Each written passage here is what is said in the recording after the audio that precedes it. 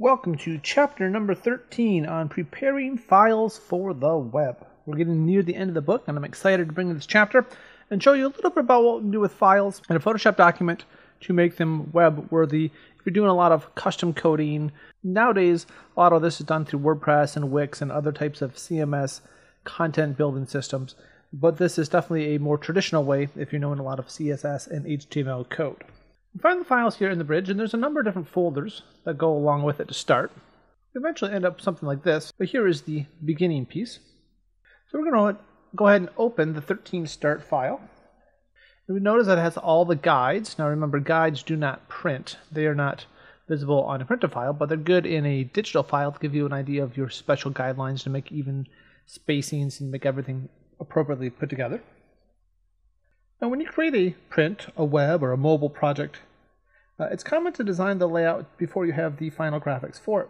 You can add temporary graphics that you replace later with the final graphics, but then you must manage more files. One way to simplify the design process is to create placeholder shapes called frames, which we see here, as the early stages of design. As you refine the design and the final graphics become available, it's easy to place the final graphics directly into the placeholder frames. Designing with placeholder frames is common in page layout applications such as Adobe InDesign. And we're going to go ahead and start with using the Frame tool. First, we're going to go ahead and go to Edit, Preferences, Units and Rulers. We're going to make sure Rulers is set in pixels, which it is. And then we're going to go ahead and hit OK. Now, we want to work with pixels because this document is a web page, and web pages are pixel-based, not so much in resolution or inches. We're going to go to Window. We'll go down to Info. Turn our Info palette on. We'll go ahead and turn our Info panel on. Now, the Info panel displays dynamically. As you move the pointer over, it will show you different settings and colors and spacings and rulers. So as I hover over, you'll see the certain color reading, you'll see the dimensions of where it is on the page, the X and the Y axis. But notice my rulers aren't open. Yours might be, unless you've not got the default settings. We go to Viewer, down to Rulers, and under Rulers, now we can actually see the numbers laid out on the top and at the side panel here.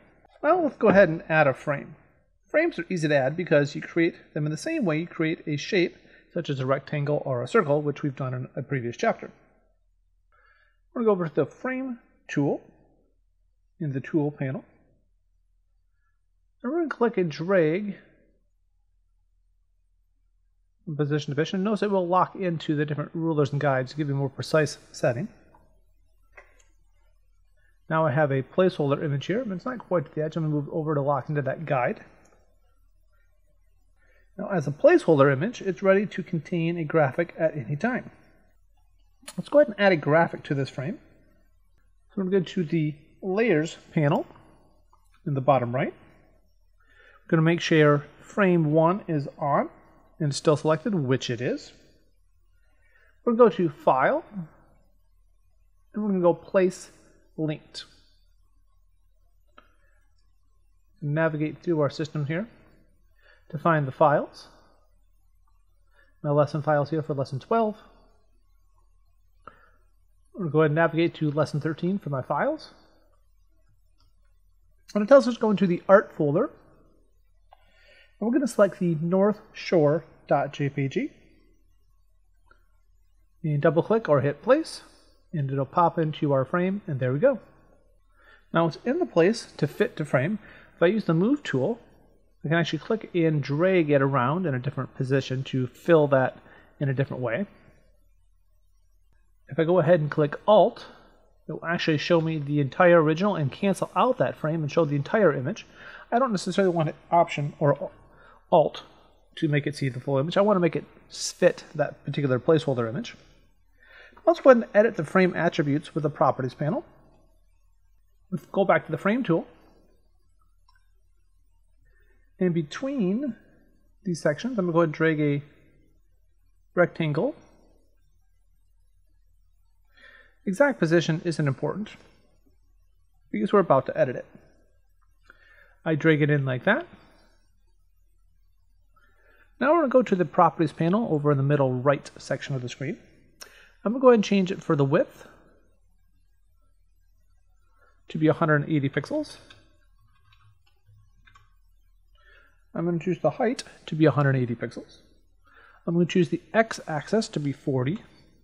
I'm going to go ahead and choose the y-axis to be 648. You can see it does put it here in the bottom left portion, same size as that particular square. And notice it now fits the particular size. If for some reason it didn't fit all the way over, for mine it fit the bottom left, I'd go ahead and just click the frame layer to kind of refresh or update it, and then it fit the box. So you might have to click the frame one layer again. It'll update the frame and it'll actually fit that box if the attributes are correct as the book specifies. Now to duplicate frames. Now there's 3 other squares you can see here, and we're going to go ahead and draw them manually. So we're going to go to the Layers panel. I'm going to go ahead and drag frame 1 down to the plus button or the new layer button and let go, and notice it makes a copy. With frame 1 copy layer selected, we're going to go ahead and change the X attribute to 300, and it moves it over. Do the same thing for frame 1, duplicate, move it over to 550, duplicate again, and move it over to 800. Now I have 4 boxes to fit those frames. Now we're going to go ahead and add images to each of the 4 frames. First, I'm going to go ahead and click frame number 1, the first one we made. Make sure it's selected in the Layers panel. In the Properties panel, I'm going to go ahead and hit the Insert Image menu panel and choose Place from Local Disk. Linked, embedded. Now there's a difference between embedded and linked. Linked will actually have the file wherever it is in my file, it will link to it, and it's not going to enlarge the file of this Photoshop file. Where the embedded, it'll actually be part of the Photoshop document, which means then I can move the layer somewhere else and the previous location, delete it, and that's fine. It'll be part of the document, but it will make my Photoshop document larger. So the difference between linked and embedded is important. We're going to go ahead and hit linked. Once I hit the popped up link button, it does pop up with a menu that looks something like this. I'm going to go ahead and choose Lesson 13, Art folder, and I'm going to choose the beach.jpg, and there's the beach.jpg. And it's scaled to fit the frame. The name of the frame now changes to beach frame. Go to step number 2, frame number 2. And we can do the same thing. It's already files replaced from link. Pops up. I'm going to go ahead and choose here the North Shore. Then I'm going to choose here for the next frame, the third frame we created, the De Young file. And then for the fourth frame that we created, I'm going to go ahead and create the main one. And there it is. Now if I need to change the composition, the layout, everything, I can go ahead and do a free transform. We can see that this picture didn't fit the box very well, where it fit the other ones pretty well. I have my main one frame selected. I'm going to go ahead and do Control T or Command T on a Mac. That's the free transform. You can also go up to Edit and Free Transform. And then I can go ahead and enlarge that. Now if I hold Shift, it will actually make it so it's skewed. If I don't hold Shift, it will automatically enlarge it. I might want to make it fit that box. I'm just going to drag it by holding Shift so it still fits the image box proportions.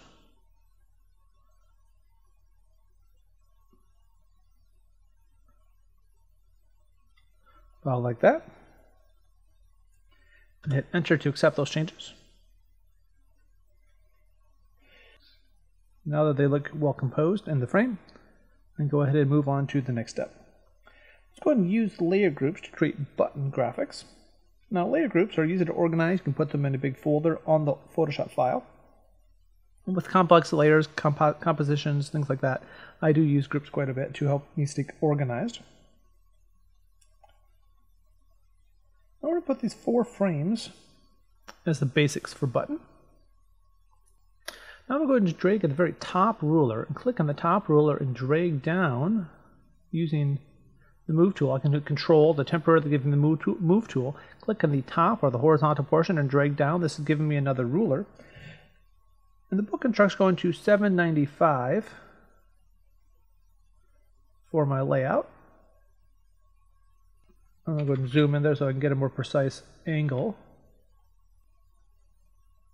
That's close enough. 794.5. Sounds like a radio station or something. Now we're going to go ahead and select the beach frame. And we're going to zoom in a bit so I can see the beach frame in the frame. And choosing the rectangle tool on the tools panel. Now this is near the bottom. This is not the frame tool. The rectangle tool is in the bottom section. It's an actual vector shape. I'll go ahead and click it. I'm going to drag a rectangle across the bottom of the image aligned with the grids in the image guide for that particular area. The shape should be 180 pixels by 33 pixels. Mine's at 34 pixels, probably because my shape's slightly different. I'll go with 33. I'll do 34 to make it fit exactly so it's going to be there. But the book says 180 by 33. It'll be about 33 pixels in the height. Go ahead and hit Enter to accept that change. I'm going to go ahead and rename this one Band in the Layers panel.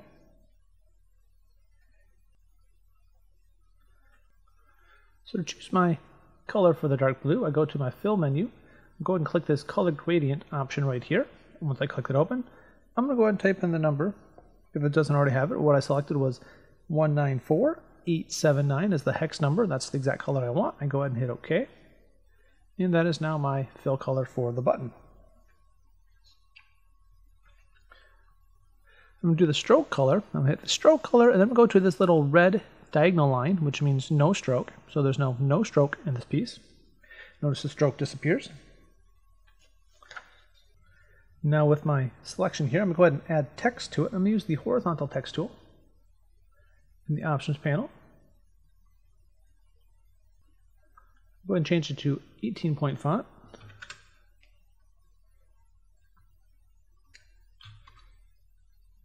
Myriad Pro.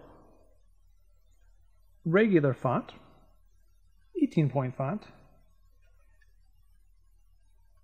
Aliasing of strong. An anti-aliasing of strong. An alignment of center. And a color of white, which it is. I'm going to type Gallery 1.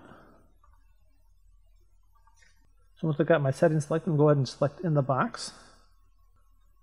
Click on my box, choose Gallery 1.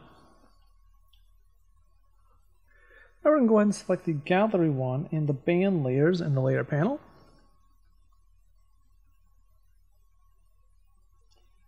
And we're going to choose Layer Group Layers, the little folder button. Now they're in a group.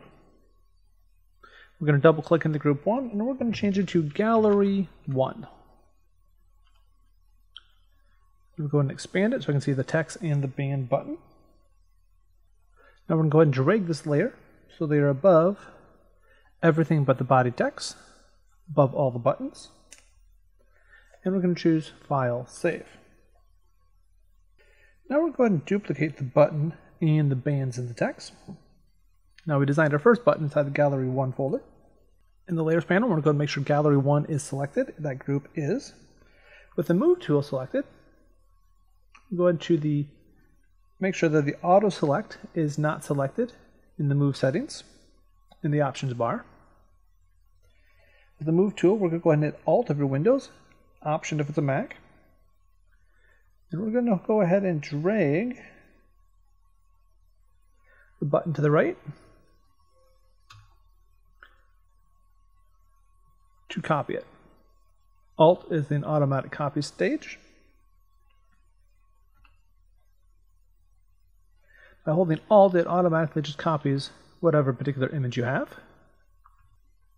We're going to do the same thing now with Gallery 1, the second button copied. I'm going to go ahead and drag Alt or Option to Mac, copy that over, move it over, hold Alt, copies that over, fits the box perfectly. And then we'll go ahead to copy Gallery 2, and we're going to go ahead and change it to Gallery 2. I'm going to go ahead and change the box in the layers to say Gallery 2 as well. And the more organized you are in the process, the happier you will be. And if you're working with a group, they will be happy because they can actually work with you better as you're more organized in your galleries. Remember, spacebar is a helpful way to navigate through the piece when you're zoomed in. But you can't do it while you're editing text. Now that I've got all copied into 4 galleries, I'll go ahead and close them up for now to make it a little bit smaller in the layers panel. We're going to teach the beach frame. I'll go ahead and drag that into Gallery 1.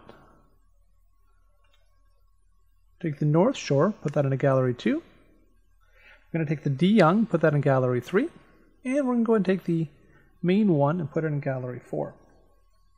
Now they're all inside of there. If I turn one off, you'll see the whole section turn off. Now we're going to go ahead and add a drop shadow to improve the appearance of the button. We're going to go open Gallery number 1. We're going to go ahead and select the whole Gallery number 1. Then we're going to go to the Effects button. And we're going to choose Drop Shadow.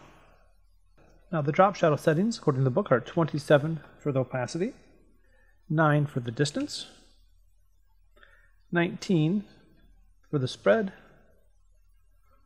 and 18 for the pixel count. Go ahead and hit OK. Now I have a drop shadow effect on that entire box button. Gives it a little separation from the white. Now with the layer stroke option still open, I'm going to go ahead and double click the drop shadow. That'll pop up the menu yet again. And with the drop shadow menu open, we're going to go to the stroke setting. We're going to click the stroke to activate it, and we're going to go ahead and make a 1 pixel inside position. And we're going to go ahead and choose the blue band color.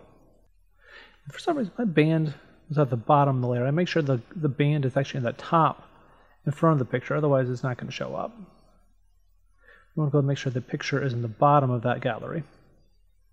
That was my mistake. Like, something's not right here. We still want to make sure it's in the folder, but we do want to make the gallery picture below the band. It's kind of a big deal. Now on my effects here for the gallery 1, go ahead and click with the group selected. I'm going to go ahead to my layers panel, choose a stroke. Then go ahead and choose my color here. Now I have the 1 pixel inside position. Choose that blue for my stroke and hit OK. It's a very fine stroke. You have to look closely to see the detail. Now with the layer gallery effect number 1 effects open, I'm going to go ahead and hold Alt and drag these onto gallery number 2. Notice it copies them over. I'm going to go ahead and drag them over to gallery number 3. And we'll holding Alt still or Option on a Mac, drag in gallery number 4, and I have my settings now copied to each setting. I can see I have the stroke and the drop shadow in each of the particular 4 galleries. Now we're going to go ahead and automate a multi-step task. Now we can record a set of 1 or more commands and play it back to a single file or batch of files. In Photoshop, this feature is called an action. Now for recording an action, we're going to go ahead and start by recording an action that resizes an image, changes its canvas size, and adds layer styles to the additional buttons to match the ones you've already created. We're going to use the Actions panel to record, play, edit, and delete individual actions. You can also use the Actions panel to save and to load action files. To start, we're going to go to File and Open. We'll go ahead and navigate into the Buttons folder.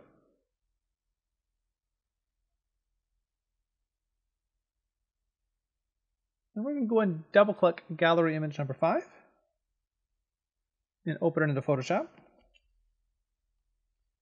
I'm going to go to Window in Actions. You'll see here the Actions panel. I might have to make it larger to see what you have here. I'm going to go ahead and close this folder for now, this default Actions folder. And go ahead and create a new Set button with this folder. Bottom of the Actions panel.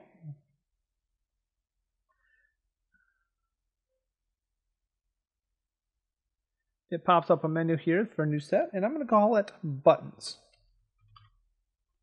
I hit OK. I've started my first action.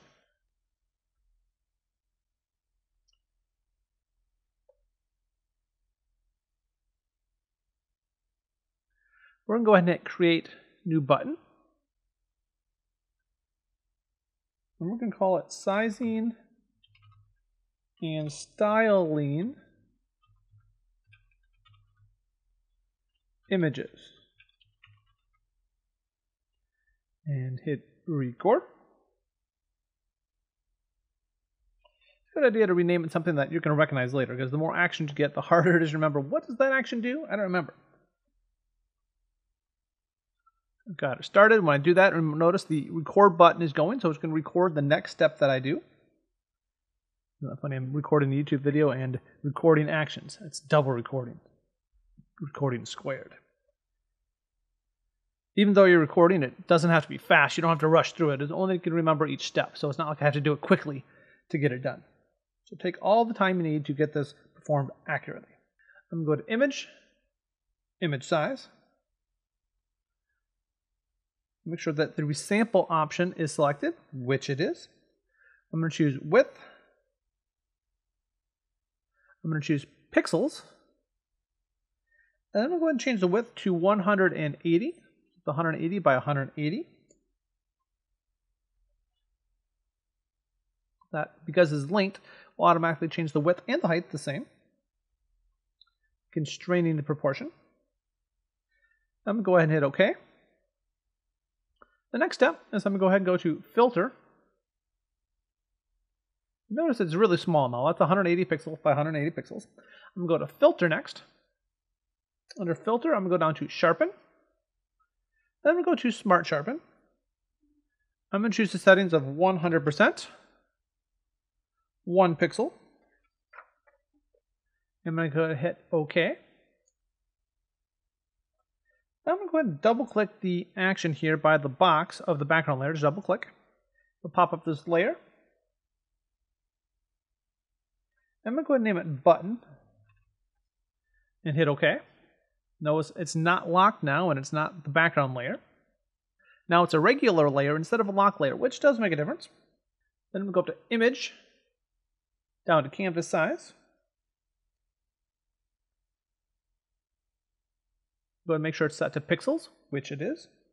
I'm going to change the width to 220 and the height to 220. Make sure it's centered in the center, so this dot is in the middle, so it's not coming from a different corner. Set in the middle, and press OK. Notice it adds space around my layer. It doesn't change the image itself, the button, but it does add space or canvas size around it. Now I have my button. I'm going to go ahead and choose a drop shadow. So the Layers panel, the Layer Style Effects, I'm going to go to Drop Shadow. And I'm going to go ahead and choose 27% opacity. 120 degrees on my angle, 9 on the distance, 19 on the spread, and 18 on the pixels. If you turn the preview on and off, you will see a slight shadow there around the button. Not super obvious, but it is there. That's a nice polish, nice professional piece to a design. Hit OK. And I'll go to the layer style again. I can double click the drop shadow or pull up the same menu. I'm going to go to Stroke, much like we did with the text. I'll make sure it's 1 pixel. Position of inside. And it should already match the blue color that we had, which it does. If not, I'm going to go ahead and hit OK. Now I'm going to go to File, Save As. Now remember, the actions are still being recorded. We can see them come up here in the side panel. Every step that I've done has been recorded. File, Save As. Now notice it is a Photoshop file. It has the .psd extension. So all I'm going to do is click OK. Then we can go ahead and hit OK for the maximizing the compatibility. And then all I'm going to do is close the file. So go up to the tab and close the file. Now the home screen appears, or if I have the same file open, which I did, that will appear. I'm going to go to my Actions tab because I was recording every step, remember. I'm going to hit Stop. Now I have this whole set of commands that I've given it. So this now will make the step of doing this for the next buttons a lot easier and a lot faster to be able to play this on other buttons. Now I'm going to go to File, Automate, Batch. And this opens up the batch menu setting here. Go to make sure I have my actions set up here, my resizing and styling images set as my button playset. I'll go ahead and find here, choose folder.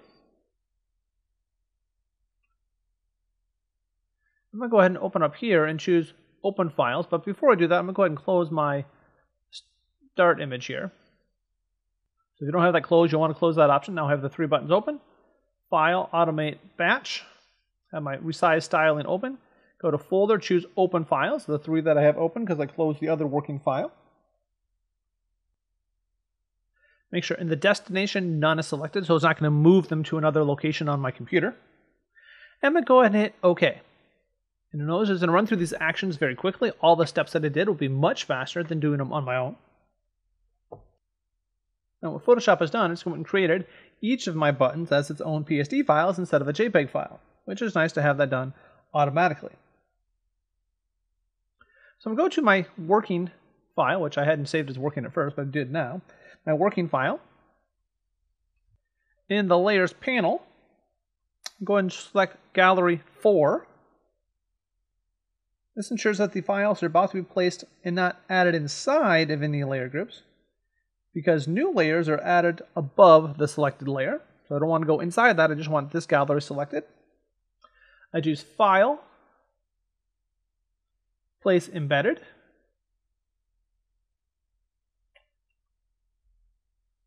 Now if I place it as an embedded instead of linked, it will not become a smart object, and that's important to recognize.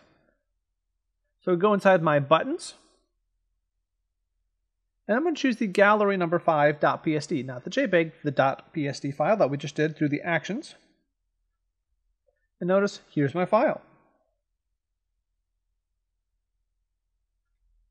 I'm going to go ahead and drag my guides over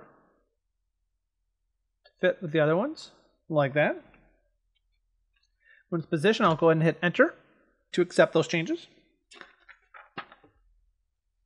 And I'll do the same for galleries 1, 2, and 3. I'll drag gallery 5 over to create its own setup right there.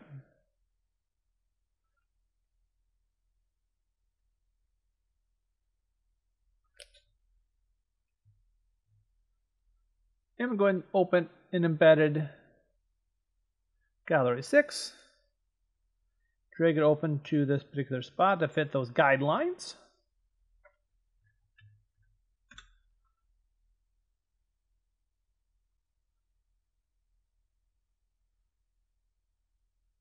So there's a lot of redundancy in this chapter, but it is helpful when you're doing big bulk work to be able to have that work done for you with a lot of help.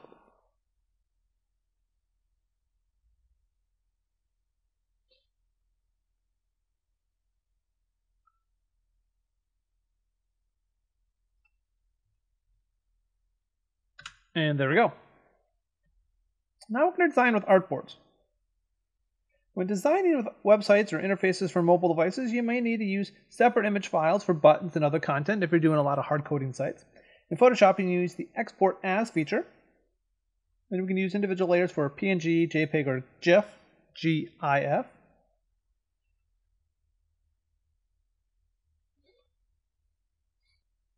Now with Export As, you do have more control on what's actually exporting from the artboard in the Layers panel. So we're going to go ahead and duplicate the artboard. So with this now saved, my 13 working file, I'm going to go up to File and Open. I'm going to go back to my Lesson 13 file. I'm going to choose the 13 Mozio.psd, not the working file, Mozio file.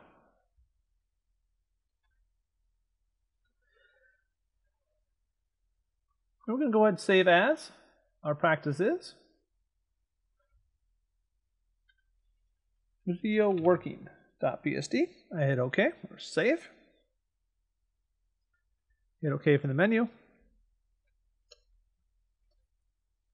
This web page is going to be responsive, so it works for mobile phones and desktop screens and other different sized devices. We can go up to Select. I'm going to choose All Layers. Everything is selected now. Not just the space area, but all the folders and buttons. Now we're going to choose at the top here, Layer, New, Artboard from Layers. Going to pop up a menu. We're going to go ahead and call it Desktop. And click OK. Now with our Move tool, we're going to go ahead and click and drag in. We're going to go to the Artboard tool. I don't really use this tool very much, but you hold and click to the right. It pops open the Artboard tool. And we're going to go ahead and click here on the Layers Desktop. Hold Alt. Go ahead and click and drag just above it. And let go, and now it creates a duplicate copy. Now we're going to double click that name. I'm going to call it iPhone. So we've got duplicate layers, different setups. In the Properties panel, I'm going to set the Artboard preset menu to iPhone 8, 7, and 6. So I drag from Set Artboard to Preset. And choose iPhone 8, 7, and 6. Set up there. Now notice it changes the layout a little bit for me.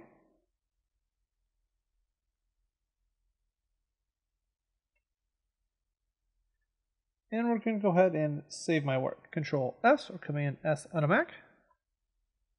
I'm going to create a design variation with artboards. Having different artboards for desktop and smartphone displays, different sizes. The next task is to fit the desktop-sized objects within the width of the smartphone's display dimensions. In the layer panel, we're going to choose the artboard for the iPhone. We'll go ahead and open it up. I'm going to click the button Art. Then I'm going to hold Shift, select down to layer 0 to have all of them selected. I'm going to go up to Edit, Free Transform, Control T or Command T for the shortcut. Now this option fits. Now that my button is selected, so in the Options panel, I'll go ahead and click this little button here. In the toggle reference point, make sure that box is selected, which now it is.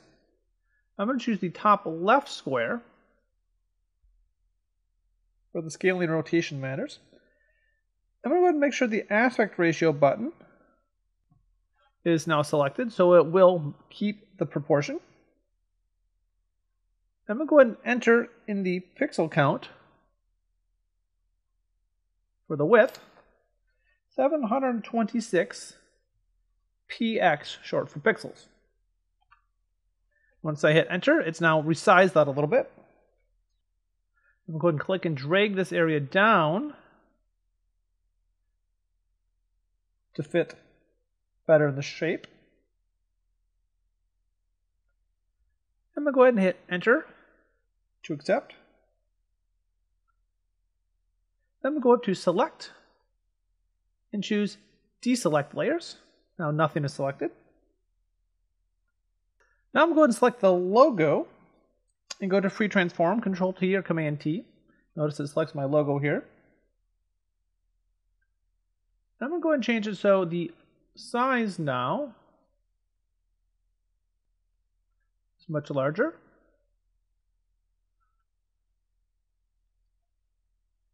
It's about like that size. This is what I'm dragging to make it so it says 672 pixels on the size, which is about the size of the corner there. I'm going to get it about there. It's hard to get it perfectly there. Zoom in, that will help. 672, let it go. Hit enter to accept my free transform. And now it does reposition and makes it look good. Back in the layers panel, I'm going to go ahead and click the banner art layer. The left column and right column layers. Holding shift selects all of them together. So selecting all the banner art down to the left and right column, holding Shift, I'm going to drag this layer so it fits up with that blue column, like so, which it now does. Go ahead and select the iPhone layer in the Layers panel. And then with the Artboard tool, remember inside the Move tool, drag the handle of the artboard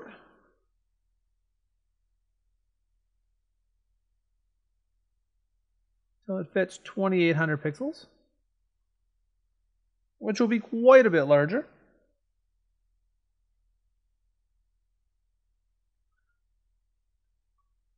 Keep dragging it down, down, down.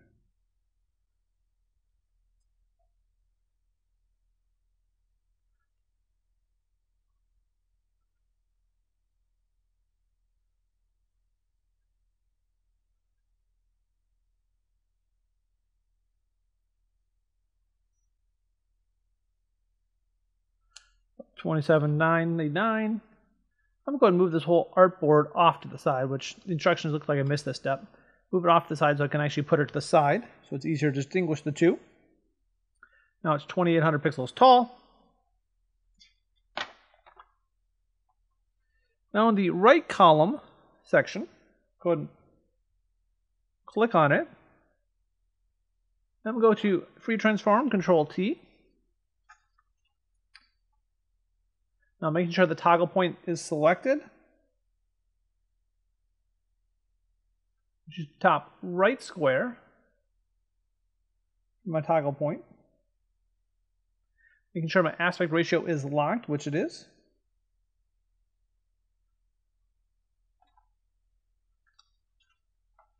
I'll make sure the maintain aspect ratio link is selected and enter 672 for my pixels. Not 6700. And I'm going to go ahead and hit OK for my new width. That looks pretty good.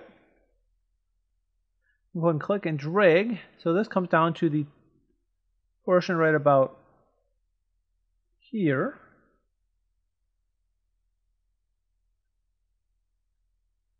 It has me go to 1200 pixels.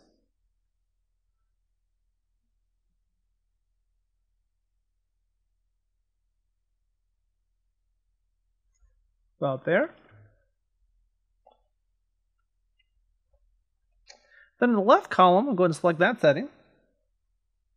I'm going to go ahead and choose Control T or Command T on a Mac for Free Transform. Go into my toggle button, make sure that's selected. I'm going to choose the top left setting. And I'll go to my width and height settings. Change that to 672 pixels to fit it like that. I can choose Enter to accept those changes. Reposition it like that. And if I need to, I can readjust this a little bit to fit in that dimension a little bit better. Something like that. And that looks pretty good. About like there. I'm going to go ahead and choose View, Fit on Screen, or shortcut Control 0. This fits both of the artboards on the screen at the same time. Go ahead and save my work. Now we're going to choose exporting the artboards with Export As from the File menu. I have a desktop size and a mobile phone size. I'm going to choose File, Export, Export As. Now it pops up. I can change from the desktop view to the iPhone view to get an idea what it's going to look like when I export. I'm going to click the iPhone portion. In Export Settings, I'm going to go ahead and choose Scale All. Make sure it's 1x, which it is under Scale All. Make sure the suffix is empty. I'm going to go to the File Settings in the right corner. I'm going to choose 6 for my JPEG quality. And the color space, go ahead and choose Convert to Standard RGB, sRGB. And the other settings can be left to the defaults. Now I'm going to click the desktop setting. Make sure I'm on 1x. Make sure I'm a JPEG of 6, converted to standard RGB, which I should be. Make sure I have select all on, which I do. By clicking that box, it's on. Then we'll go down to export. I'll go ahead and navigate to my Lesson 13 folder. Double click the Assets folder. I'll go ahead and, with this folder selected, I'm going to hit Select Folder. So it's going to go to that location. Now if I go to Bridge, go back to my Lesson 13 folder, find my Assets file. Here's my desktop version, and here's my iPhone version. You could send these as a nice small JPEG to a client to review to make sure they like the work. But now let's go back into Photoshop. Now exporting layers as assets with Export As, or the layer menu. If the reviewers have now approved the design, which hopefully they have, let's say they have, we can now export this as a separate files for each layer on each artboard, such as images and buttons. Those assets can be used as a web or application developer who executes the design and the code. So we're going to go into the Layers panel. We're going to go ahead and Shift select all the layers of the desktop. Let's close our iPhone. Go to my desktop. Go ahead and make sure all the layers are selected. Holding Shift to click them. Then we're going to go to Layer, Export As. Pop up the Export As file. I'm going to hold Shift to click all the way to the right column. So my button art all the way to my right column are now selected. The layer 0 doesn't necessarily have to be selected. We can go ahead and deselect the layer 0 selection. We don't need that of the blank white layer. I'm at 1 times 6% 6 on my JPEG quality setting. Standard RGB. The settings should be the same. If you haven't changed anything, and come back. Now let's go to Export. In our pop-up menu where we want to go, we're going to go ahead and back out to the Lesson 13. And we're going to choose the desktop folder, Assets Desktop, which is a blank folder. Select that folder for location. It will export as well. Now we're going to go back to the iPhone version. We're going to close the desktop version, make sure nothing is selected on the desktop version. We'll hold Shift and click between button art and layer 0 to make sure it's selected. Same thing, go to Layer. We'll go to Export As. The settings should all be the same. We'll go ahead and turn off the layer 0. We don't need that blank artwork. Select here. We have everything selected, which we do. We're going to go ahead and hit Export. And in this step, I'm going to step back out and go to the Assets iPhone folder. Select the folder. Those files are now selected in there. We'll go review our work, and we'll wrap it up. So we go into our Assets Desktop, and each particular piece has been exported on its own, ready for a web designer who knows some code to work these into the design. And it works good in iPhone, and it looks good in desktop. There you have it. So it's really not the main way people design websites anymore. A lot of it's done through Wix and WordPress and other content management systems, but a way, if you really want that to polish in the design, if you can code, this is a way to work with a coder and to make your Photoshop files work for a website. So thanks for watching. If you have any questions, let me know in the comments below. And as always, thanks for watching Better Picks in just a few clicks. Click that like button and hit subscribe to see more videos just like this one.